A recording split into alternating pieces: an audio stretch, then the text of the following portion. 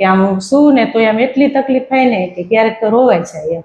એટલે પછી કીધું હવે સાહેબ આગળ જાય, કીધું ઓપરેશન નથી કરાવવું પણ કીધું હવે અહીંથી મટાડવું છે વગર દવાએ.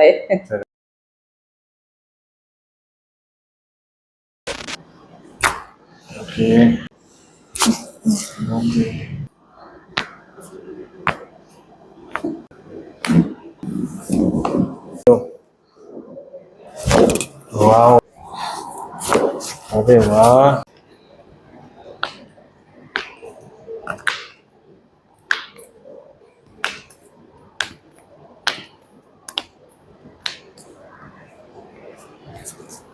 પેલું મેં જો શરીર લૂઝ મેં જો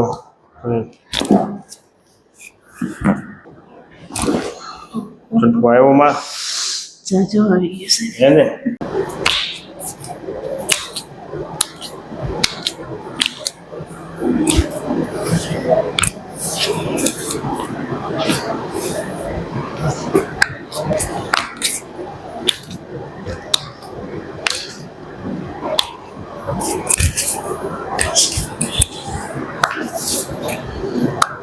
કેમ રહ્યું માતાજી?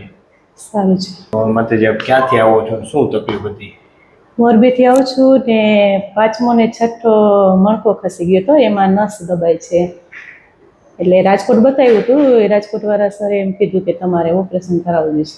પછી તમારા વિડીયા જોયા અને મારા સંબંધી હતા એ તમારે ત્યાં આવ્યા હતા. એને 3 વખતમાં આજ મારી જ જેમ હતું સેમ દુખાવો, 3 વખતમાં છે ને એને મટી ગયો. તે મને કીધું માસી કે તમે અહીંયા જાઓ કે, એટલે આવી ગઈ. કેમ છે હવે? સારું છે. રેડી? જે ઓલા હાથમાં તમને ખાલી ચડતી ઝંઝાટી આવતી, હાથ ઊંચો નહોતો થતો, રેડી ને? હા પાકું? અને તકલીફ શું થતી તમે કહો તો એકવાર, તકલીફમાં શું થતું? તકલીફમાં તો સર છેલ્લા 15 દિવસ ત્યાં છે ને પાછળ ઓશિકાને એવું રાખીને કે બેઠા બેઠા સૂતી હતી, આમ સળંગ સૂઈ ન આપતી એમ. રાતે કે અમને રાત્રે તો જોકે જાગવું જ પડતું, પછી આખી રાત તમ થાય ન જાગી, આગી નીંદર તો આવી જાય પણ વધારે જાગીને જ કાઢતી એમ. કે આમ શું ને તો એમ એટલી તકલીફ થાય ને કે ક્યારેક તો રોવાય જાય એમ. એટલે પછી કીધું હવે સાહેબ આગળ જાય, કીધું ઓપરેશન નથી કરાવવું પણ કીધું હવે અહીંથી મટાડવું છે વગર દવાએ. વગર દવાએ. સરસ. તો આ વિડીયો યુટ્યુબમાં મૂકી શકીએ? તમે શું કહેવા માંગશો? કે એમ કે ઓપરેશન કરતા જો વગર દવાએ એને એમ મટી જતું હોય તો ભલે આપણે 2-3 ધક્કા 3 ને 5 ધક્કા ખાવા સારું એમ. ઓપરેશન કરતા એમનો વગર દવાએ મટી જતું હોય તો શરીર માટે સારું જ કહેવાય ને.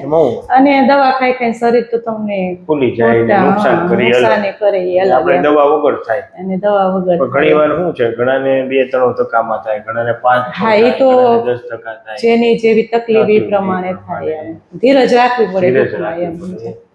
સરસ. ખૂબ ખૂબ આભાર માતાજી. Thank you sir.